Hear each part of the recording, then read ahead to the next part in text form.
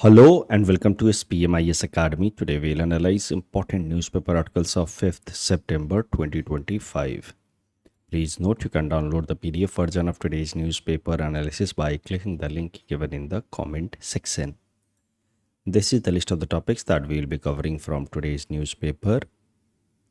The first topic is about Lipu Lake Pass issue between India and Nepal. This topic is important from our syllabus GS paper 2 international relations point of view.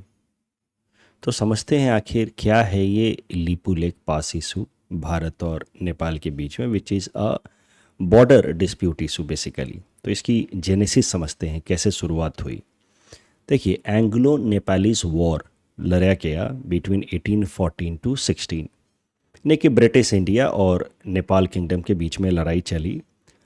And then this war was concluded with Treaty of Sogoli. Treaty of Sogoli में finalise किया गया कि काली नदी will be the boundary between British India and Nepal. Kali river he boundary होगी British India और नेपाल के बीच में। अब प्रॉब्लम क्या है कि काली रिवर जो है वो असल में दो छोटी छोटी ट्रिब्यूटरीज जो हैं, दो छोटी छोटी स्ट्रीम्स जो हैं, वो अल्टीमेटली मर्ज होकर के बनती हैं काली रिवर। बेसिकली उसको आगे ये दो छोटी स्ट्रीम्स हैं, वो मर्ज होने के बाद आगे कही जाती है Mahakali. And then in Uttar Pradesh it is also known by the name Sharda. तो अब ये दो ट्रिब्यूटरीज के कारण या ये दो स्ट्रीम्स के कारण डिस्प्यूट बढ़ गया नेपाल और भारत के बीच में, क्योंकि ट्रीटी ऑफ सगौली में तो लिखा हुआ है कि Kali river will be the boundary, but अगर इस स्ट्रीम को ओरिजिनल काली रिवर माना जाए तो ये वाला जो पूरा हिस्सा हुआ, ये ट्रायंगुलर रीजन, ये नेपाल को बिलोंग करना चाहिए। और अगर इस स्ट्रीम को माना जाए काली रिवर तो फिर ये हिस्सा जो है वो भारत को बिलोंग करना चाहिए। अब यही डिस्प्यूट है। ट्रीटी ऑफ सगौली के बेसिस पे बाउंड्री डिसाइड हुई है।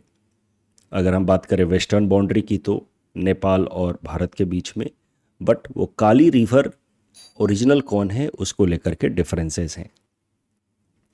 अभी तक ये जो टेरिटरी है, ये जो ट्रायंगुलर रीजन में आप टेरिटरी देख रहे हैं, यहाँ पे इम्पॉर्टेंट लोकेशन से हैं, उसमें से ही है लीपू लेक, लिम्पूधारा, जिसको लेकर के बेसिकली ये पूरा का पूरा मामला है। लीपू लेक पास और यहीं पे है लिम्पूधारा। इन सबको आगे हम लोग देखेंगे। तो ये एरिया डिस्प्यूटेड है, but this territory is still under administrative control of India, but Nepal keeps on disputing it. चलिए, तो जैसा कि मैंने आपको बताया वैसे एरिया डिस्प्यूटेड है। यहाँ के इंपॉर्टेंट लोकेशंस की बात की जाए तो काला पानी, लीपू लेक, लिम्पूधारा पास, ये सब हैं डिस्प्यूटेड है, बट ये एरिया भारत के एडमिनिस्ट्रेटिव कंट्रोल में रहा है टिल नाउ। 2020 में ये डिस्प्यूट, ये टेरिटोरियल डिस्प्यूट है, इसको इस्केलेट कर दिया नेपाल ने। हुआ क्या, आपको पता है कि 2019 में on 5 August India came up with some new laws, जिसके अंतर्गत जम्मू कश्मीर की स्टेटहुड को रिवोक कर दी गई और उसको कन्वर्ट कर दिया गया इनटू यूनियन टेरिटरी, और जम्मू कश्मीर की स्पेशल स्टेटस को भी डी ऑपरेशनलाइज कर दिया गया। तो जम्मू कश्मीर की जो नई पोजीशनिंग थी एज ए यूनियन टेरिटरी, उसको रिप्रेजेंट करने के लिए इंडिया ने एक नया मैप रिलीज़ किया। उसमें बस जम्मू कश्मीर को अब स्टेट के जगह पे यूनियन टेरिटरी की तरह दिखाया गया। उस नए मैप में पुराने मैप की तरह ही भारत ने ये वाला जो एरिया है, काला पानी, लिम्पूधारा पास, लीपू लेक वाला एरिया, ये ट्रायंगुलर लोकेशन, भारत ने इसको भारत का हिस्सा दिखाया। बट नेपाल ने इस मैप, नया जो मैप भारत ने रिलीज़ किया, इसको लेकर के डिस्प्यूट खड़ा कर दिया नेक्स्ट ईयर 2020 में। 2020 में नेपाल ने अपना नया संविधान लाया। Basically it amended it's existing constitution, और नेपाल ने अपने अमेंडेड कॉन्स्टिट्यूशन में जो 2020 में रिलीज़ हुआ, उसमें ये काला पानी वाला एरिया को नेपाल का हिस्सा दिखाया। So this was for the first time Nepal in its map displayed Kalapani region as part of Nepal. Otherwise, this area was disputed, but Nepal भी अपने मैप में इस एरिया को भारत का ही हिस्सा दिखाता था। और वो बात अलग है कि दोनों देश मान रहे थे कि इस एरिया को लेकर के थोड़ा डिस्प्यूट है, mainly because the question is which is original Kali river. लेकिन 2020 में नेपाल ने मामला को एस्केलेट कर दिया और इस हिस्से को नेपाल का हिस्सा, इस पूरे रीजन को नेपाल की टेरिटरी की तरह दिखाया। काफ़ी ज़्यादा चांसेस हैं कि जो 2020 में नेपाल ने काला पानी डिस्प्यूट को एस्केलेट किया, that was done on behest of China, China के उकसाने पे किया होगा, क्योंकि 2020 में भारत और चाइना के रिलेशंस काफ़ी स्ट्रेंड हो गए थे, ख़राब हो गए थे because of Galwan valley conflict. उसके बाद से China was trying to pressurise India from different corners, और उसी में चाइना ने एक्शन लिया होगा, उसने नेपाल को थोड़ा प्रोवोक किया होगा, इंसाइट किया होगा कि तुम ये टेरिटोरियल डिस्प्यूट भारत के अगेंस्ट रेज करो। तो उस टाइम में तो चाइना के मोस्ट प्रोबेबली इंसाइट करने पे नेपाल ने ये टेरिटोरियल डिस्प्यूट रेज कर दिया। उसने ये जो हिस्सा है काला पानी वाला हिस्सा, जो मौजूदा टाइम में उत्तराखंड स्टेट के अंदर है, पिथौरगढ़ डिस्ट्रिक्ट ऑफ उत्तराखंड, ये वाला हिस्सा लीपू लेक काला पानी वाला एरिया, इसको अपने मैप का हिस्सा दिखा दिया। उस टाइम में चाइना के इंसिस्टेंस पे किया गया होगा, बट अब सिचुएशन बदल गई है। अब जियोपॉलिटिक्स ग्लोबल स्केल पे काफ़ी बदल रहा है। India is currently diverging away from the US and converging with China and Russia. China and India are looking forward to cooperate with each other, mainly to counter the US. और इसी direction में एक positive step लेते हुए भारत और China ने announce किया कि the two countries will resume trade through Lipulekh pass. तो ये लीपू लेक पास के थ्रू भी अब भारत और चाइना के बीच में ट्रेड होगा, ऐसा अनाउंस किया भारत और चाइना ने मिल करके। चाइना शायद से भूल गया कि लीपू लेक जो है बेचारा नेपाल क्लेम करता है कि वो इसका हिस्सा है, और चाइना इनडायरेक्टली नेपाल को इस मामले में सपोर्ट करता रहा था। चाइना ने लीपू लेक के थ्रू ट्रेड का एग्रीमेंट भारत के साथ साइन कर दिया, कंसीडरिंग ऑफ कोर्स कि Lipulekh pass is within territory of India. अब क्या हुई है कि एससीओ समिट हुई तियानजिन में, वहाँ पे नेपाल के प्रधानमंत्री केपी शर्मा ओली भी पहुँचे। Nepal is not member of SCO but Nepal is a dialogue partner at SCO.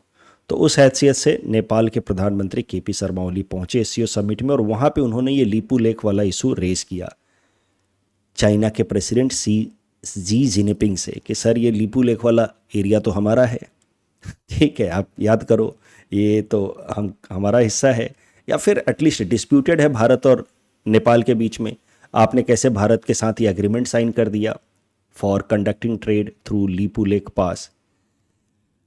अब इस पे चाइना का क्या रिस्पॉन्स था? चाइना ने कहा कि भाई साहब हमें नहीं पता, it is your bilateral issue, हमारे हिसाब से तो अभी ये भारत का हिस्सा है, and it is bilateral issue between India and Nepal, आप अपने लेवल पे इसको रिजॉल्व करो। तो पॉइंट ये है कि ये जो करंट डेवलपमेंट्स हुए हैं तियानजिन समिट के साइडलाइंस में, जहाँ पे चाइना ने कहा है कि लीपू लेक इशू या इंटायर ये जो एरिया है काला पानी एरिया, इसको काला पानी एरिया भी कहा जाता है, काला पानी एरिया डिस्प्यूट जो है वो भारत और नेपाल के बीच का इंटरनल मामला है और उसमें चाइना इंटरफेयर नहीं करने वाला। तो ये एक चाइना के तरफ से स्ट्रॉन्ग पॉजिटिव जेस्चर है in order to strengthen ties with India. Again ये डेवलपमेंट्स बताते हैं कि इंटरनेशनल रिलेशंस में no one is permanent friend और permanent enemy, what actually matters is national interest. और जैसे जैसे ग्लोबल पॉलिटिक्स बदलती है वैसे वैसे कंट्रीज जो हैं वो अपने फ्रेंड या एनिमीज चेंज करते रहते हैं। अगर भारत और चाइना भी कोऑपरेट नहीं कर रहे होते, India was more align towards US, तो नेचुरली चाइना जो है इस मामले को उठाता एससीओ समिट में, वो कहता कि भारत एग्रेशन दिखा रहा है नेपाल के तरफ, लीपू लेक या पूरा का पूरा काला पानी एरिया जो है वो इलीगल तरीके से, ऐसी बातें भी कह सकता था चाइना। बट यहाँ पे देखिए पूरी तरह से अपोजिट बातें कह गया कि it's a bilateral matter between India and Nepal. इस टॉपिक डिस्कशन के बेसिस पे ये प्रीलिम्स प्रैक्टिस क्वेश्चन है, please attempt this question and submit the answer in the comment section. Next topic is about separate enumeration for particularly vulnerable tribal groups, PVTGs. Important for my syllabus, GS paper 2, governance and social justice point of view. PVTGs हैं कौन?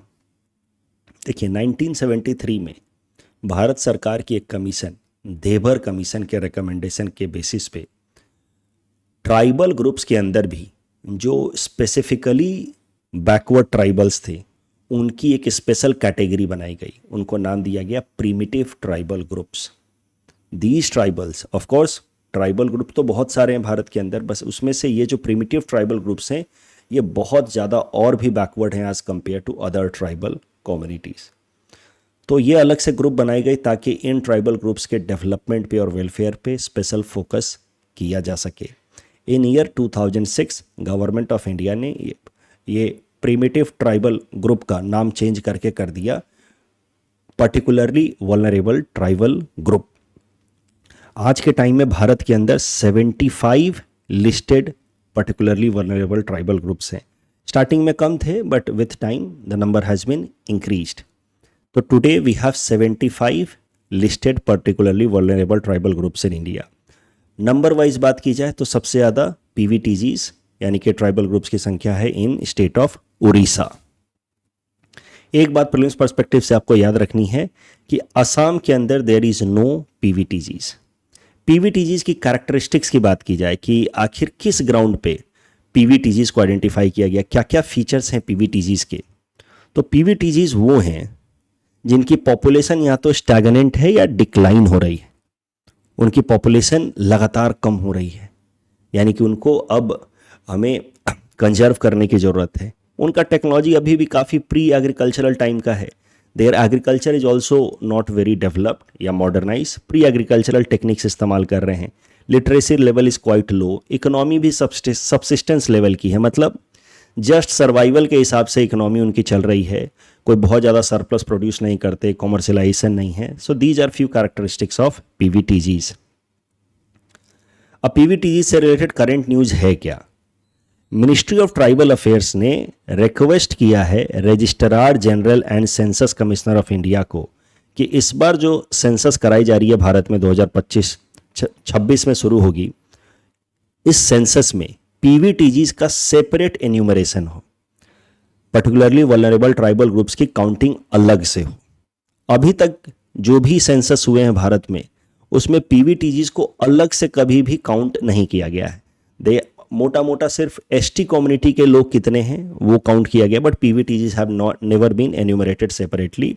But this time after request from ministry of tribal affairs PVTGs will be enumerated counted separately. इससे फ़ायदा क्या होगा कि PVTGs के लिए अलग से वेलफेयर पॉलिसीज़ लाने में सहूलियत होगी सरकार को, when government will have true data, right exact data with respect to all the 75 PVTGs की किस पीवीटीजी 75 में भी किसकी स्थिति कैसी है, उसके हिसाब से सरकार जो है वो कस्टमाइज्ड वेलफेयर मेजर्स लेकर के आ पाएगी for different particularly vulnerable tribal groups. ये जो पीवीटीजीज कम्युनिटी है इनके ऊपर एपीएससी ने साल 2025 में, इसी साल जो प्रीलिम्स हुआ था in the month of June, उसमें ये प्रश्न पूछा था। इस क्वेश्चन को आप आराम से अटेम्प्ट कर सकते हैं on the basis of discussion so far. You can also submit the answer in the comment section. Next topic is about National Institutional Ranking Framework 2025, NIRF 2025. This topic is important from our syllabus GS paper 2, governance point of view, especially with respect to education segment.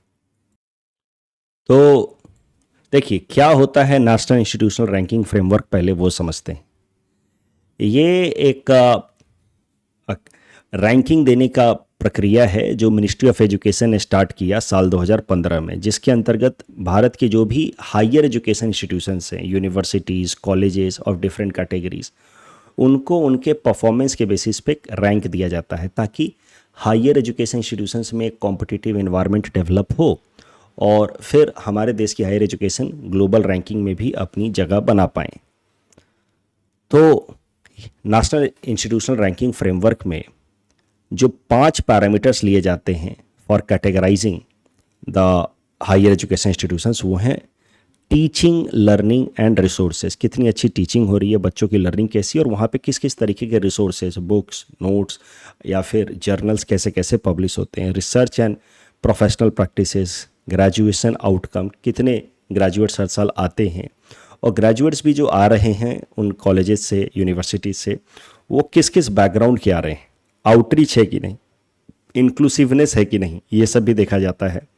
और peer perception कि बाकी जो higher education institutions हैं या जो research scholars हैं वो कैसा परसेप्शन रखते हैं किसी इंस्टीट्यूशन को लेकर के, वो भी एक पैरामीटर है in deciding national institutional ranking framework. साल 2025 का national institutional ranking framework release किया है मिनिस्ट्री ऑफ एजुकेशन ने। It is 10th edition. 2015 में शुरू हुआ था, तो इस साल 10th एडिशन है। तो institutions were evaluated across 17 category, 17 अलग अलग कैटेगरीज में, जैसे ओवरऑल में कौन से बेस्ट इंस्टीट्यूशन हैं, इंजीनियरिंग में, मैनेजमेंट में, कॉलेजेस लेवल पे, यूनिवर्सिटीज़ लेवल पे, तो इस तरह से 17 अलग अलग कैटेगरीज हैं। आने वाले प्रीलिम्स एग्जाम्स के लिए याद रखिएगा कि इस बार जो नेशनल इंस्टीट्यूशनल रैंकिंग फ्रेमवर्क है उसमें एक नया कैटेगरी भी इंट्रोड्यूस किया गया है, और वो है performance of education institutions towards attainment of SDG Sustainable Development Goals with a special focus on their performance towards environmentally sustainable practices।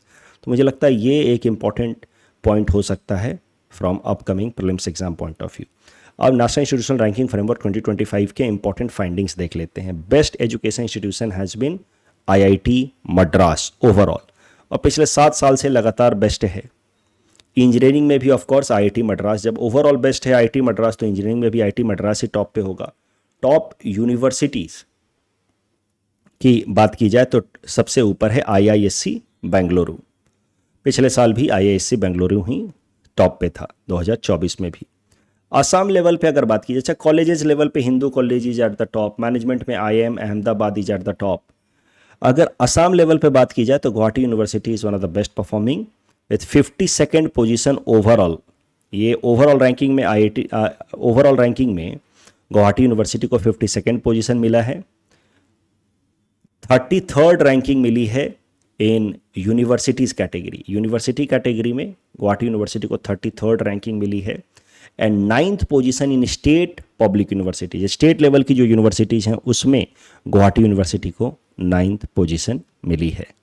इस टॉपिक डिस्कशन के बेसिस पे प्रीलिम्स प्रैक्टिस क्वेश्चन है। Please attempt this question and submit the answer in the comment section. Next topic is about India's first vulture conservation portal in Assam. Important from our syllabus GS paper 3 environment point of view and GS paper 5 Assam issues point of view. Current news ये है कि भारत का पहला vulture conservation portal Assam में launch किया गया है ahead of international vulture awareness day. International vulture awareness day हर साल फर्स्ट सैटरडे ऑफ सितंबर को मनाया जाता है, तो इस साल इंटरनेशनल वल्चर अवेयरनेस डे कल मनाया जाएगा, यानी कि 6 सितंबर को। तो उसी के सेलिब्रेशन के दौरान, यानी कि अहेड प्रिपरेशन, एडवांस्ड प्रिपरेशन आप मान सकते हैं इंटरनेशनल वल्चर अवेयरनेस डे का, उसी कॉन्टेक्स्ट में असम के अंदर भारत का पहला वल्चर कंजर्वेशन पोर्टल लॉन्च किया गया है। ये लॉन्च किया गया है vulture conservation portal by V foundation India in collaboration with Guwahati university's department of zoology. Purpose है इस पोर्टल का to build a network of individuals या institutions who would engage in saving vultures. साथ ही साथ वल्चर कंजर्वेशन से related information spread किया जाए in local languages specially in SMEs and grass root level awareness create किया जाए कि why vultures are important for survival of an ecosystem and economy. Vultures की अगर बात की जाए, ये तो पहली न्यूज हो गई कि एक पोर्टल लॉन्च किया गया और वो भारत का पहला वल्चर कंजर्वेशन पोर्टल असम में लॉन्च हुआ, ये तो पहली न्यूज हो गई। ओवरऑल अगर वल्चर्स की बात की जाए तो वल्चर्स की पॉपुलेशन ड्रास्टिकली गिरी है भारत में 1990 ऑनवर्ड। इनफैक्ट 1992 से लेकर के 2007 तक के बीच में वल्चर्स की पॉपुलेशन 97% क्रैश हुई है भारत के अंदर। उसमें से 3 जो वल्चर्स स्पीसीज हैं, mainly long build, slender billed and white rumped, ये तीनों जो क्रिटिकली इंडेंजर्ड स्पीसीज हैं वल्चर की, इनकी पॉपुलेशन खासकर ही गिरी है। क्यों गिरी है वो भी हम आगे देखेंगे, बट उसके पहले प्रीलिम्स पर्सपेक्टिव से एक फैक्ट याद रखिएगा कि India has 9 species of vultures, 6 of them are found in Assam. तो वल्चर्स की पॉपुलेशन लगातार कम होने के पीछे एक बड़ा कारण 1990s ऑनवर्ड वल्चर की पॉपुलेशन लगातार कम होने के पीछे एक बड़ा कारण था diclofenac, which is an pain killer medicine, pain killer drugs for kettles. Diclofenac कैसे वल्चर्स के ऊपर इम्पैक्ट करता था वो देखेंगे। ये सबसे बड़ा कारण था 1990s ऑनवर्ड। उसके अलावा भी कुछ कारण थे जिस कारण से वल्चर की पॉपुलेशन डिक्लाइन हो रही थी। वो थे जैसे कि इलेक्ट्रोक्यूशन बाय रेल वायर्स। तो इलेक्ट्रिफिकेशन जहाँ जहाँ पे भी हुए हैं रेलवे लाइंस के, वहाँ पे उन वायर से टकरा करके वल्चर्स की डेथ हो रही थी, या पॉइजनिंग ऑफ वल्चर्स, क्योंकि ऐसा कुछ खा लिया। स्कैवेंजर्स हैं बेसिकली, तो डेड एनिमल्स कैटल्स के बॉडी को खाते हैं, कार्कैसेस को खाते हैं। अब उन एनिमल्स के बॉडी में अगर कुछ पॉइजन है तो ultimately that poison would kill these vultures as well. Now coming back to this diclofenac. Diclofenac एक पेन किलर है, ड्रग्स है जो कैटल्स को दिया जाता है, anti inflammatory and pain killer for cattles, non steroidal anti inflammatory drugs, NSAID कहा जाता है कैटल को। डाइक्लोफेनाक हुआ करता था। अब कैटल्स को खूब सारा डाइक्लोफेनाक इंजेक्ट किया जाता था as pain killer and anti inflammatory drugs. अब इस तरह के कैटल जब मर जाते हैं तो उनको अबैंडन कर दिया जाता है इन सेक्लूडेड एरिया, जहाँ पे उम्मीद की जाती है कि वल्चर्स और इस तरीके के जो स्कैवेंजर्स हैं बाकी, वो आकर के इन कैटल्स को खाएंगे तो इन कैटल्स की बॉडी ब्रेकडाउन होगी और फिर बाकी काम करेंगे micro organisms like bacteria and all, जिससे ये पूरी तरह से डिग्रेड होगा कैटल। उसके बॉडी पार्ट जो हैं वो न्यूट्रिएंट्स के फॉर्म में सॉइल के साथ मिक्स हो जाएंगे। तो बेसिकली ये जो साइकिलिंग है ऑफ कैटल्स के dead body to nutrients and then वहाँ न्यूट्रिएंट्स से प्लांट का एब्जॉर्प्शन ऑफ दोज न्यूट्रिएंट्स, ये साइकिलिंग में ये vultures would play a very important role, because vultures would break down the big dead body of cattle into smaller part, फिर जाकर के bacterias का रोल शुरू होता है। बट प्रॉब्लम क्या है कि डाइक्लोफेनाक का जब से इस्तेमाल करना शुरू किया गया अमंग्स द कैटल्स, तो कैटल्स की डेड बॉडी में भी डाइक्लोफेनाक रहता था, और जब ये वल्चर्स उन कैटल्स की डेड बॉडी को खाते थे तो उनके अंदर भी ये डाइक्लोफेनाक पहुंच जाता था। And diclofenac within the vultures body was catastrophic for vultures, because diclofenac जब वल्चर्स के अंदर पहुंचता है तो it leads to their kidney failure and that started mass decline in vulture population. तो ये वल्चर पॉपुलेशन जो 97% तक क्रैश हुई है, उसके पीछे सबसे बड़ा कारण था ये anti inflammatory and pain killer drugs diclofenac. अच्छा, वल्चर्स की पॉपुलेशन डिक्लाइन होगी तो फिर कितनी समस्या हो सकती है आप समझ ही रहे हैं। ये जो एनिमल्स की डेड बॉडी है वो डिकम्पोज नहीं होगी, तो पूरा का पूरा जो न्यूट्रिएंट साइकिल है वो हैम्पर हो जाएगा। और भी क्या क्या समस्या देखी जानी शुरू हुई, जब ये एनिमल्स की डेड बॉडी जो है वो डिकम्पोज नहीं होगी इन एफिशिएंट मैनर, तो उसको मेनली कौन खाएंगे? Stray dogs. स्ट्रे डॉग्स जो हैं when they eat such animal dead bodies तो दे समटाइम्स टर्न रैबिड, क्योंकि इन एनिमल्स के डेड बॉडी में जो वायरसेस होते हैं वो इन डॉग्स को रैबिड बना रहे थे, और उस कारण से समाज के अंदर रैबीज इन्फेक्शन बढ़ रहा था कि because once this stray dog would become rabid dogs, then they would start biting more and more. They would turn more aggressive and biting more and more people. So this problem was also seen. Nutrient cycle was getting disturbed because of massive decline in vulture population and increase of rabies cases in India were seen. इन सब को link किया गया with declining vulture population.